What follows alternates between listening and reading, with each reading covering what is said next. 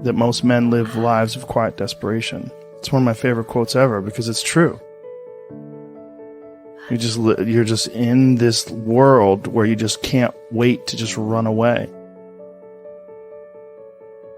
But I think one of the reasons why these people have this deep-seated anger and resentment is there's a bunch of people out there that have these lives that are deeply unsatisfying, because I think there are so many people that are working all day long doing something that is deeply unsatisfying and almost painful. Yeah, soul killing. Soul killing. Yeah. They're stuck in traffic all day, and then they're stuck in a cubicle after that. They relish the time to take a in the bathroom and look at their phone. I mean, they literally do that. That's a highlight of someone's day. They get in traffic on the way home. They get home after that. They're watching television, and they're if people have a regular day job, if you could just find some one thing that you do as a passion project and just keep building on it, just keep watering it, keep adding fertilizer, keep giving it attention, keep giving it focus, and you can escape. You can escape, and you can be self-serving. You could be okay. You're going to be okay. Making furniture feels good. If you make furniture for a living, and you feel a great satisfaction out of that, and you sell that furniture, look, man, if you can do that, you could cut those corners perfectly and sand everything down nice and stain it, and then it's done, and you get the satisfaction, and you sell it to someone, and that pays your bills. That is infinitely more satisfying than being stuck in some fucking cubicle working for someone that you don't want to work for, having to have these stupid fucking office meetings, talking to people in human resources, sitting down with your supervisor where they evaluate your job performance, and you're not really, you really need to be enthusiastic about this company. This company is your future. This kind of you're like, fuck, kill me now.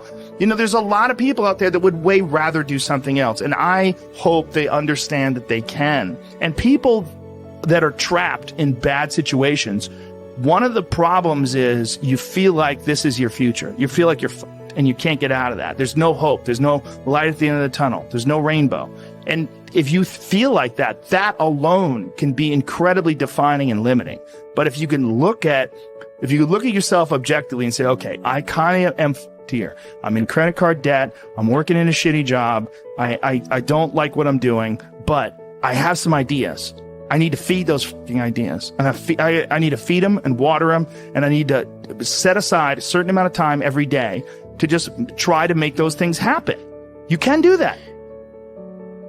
Everyone has a different personality. They have different interests, different things that they would be really satisfied pursuing. That's not encouraged. What's encouraged is go find a job.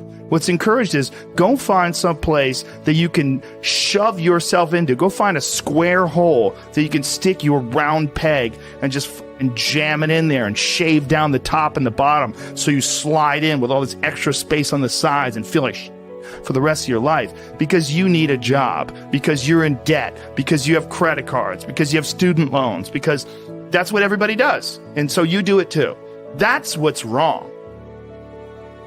You have an apartment you have to pay for. You have a car you leased. You have a wife that you have to feed. You have a child you have to raise. You have your mortgage. You have your this. You have your that. And that's where it all comes from. Well, the opportunity takes place usually when you're young and you don't have any responsibility. That's when you have your options. Well, your options are severely limited the more you gather responsibilities. Like if I had to, as a 51-year-old father of 3, married man, pays taxes, has a house and a mortgage and a business and all that jazz. If I had to quit everything now and struggle the way I struggled as a stand-up comedian, it would never work. But the only way I could be this person now is if I took that chance when I was 21, when I was dead broke and had my cars repossessed and all that stuff. That's the only way you ever get where you want to go. You have to take a path that's dangerous. And most people want to take the safe path. And the safe path leaves you stuck in quiet desperation. Almost every time. It's hell.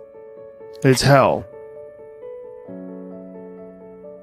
But can people just make that change? I mean, yes, look, you can, I believe they but you can. have to plan it out. The way you can change is you have to put aside enough money to give yourself a window. And then you have to have a plan. And you have to spend all your waking hours outside of whatever job you do planning your escape. And you have to come to the realization very clearly that you f***ed up and you got yourself stuck. So whatever you're doing, you have to do it like your life depends on it. And whether it is you're trying to be an author and if you're gonna try to be an author and you're working 8 hours a day plus commuting plus family responsibilities or whatever else you have, whatever time that you have to attack like you're trying to save the world. You're trying to save your life. You don't want to drown.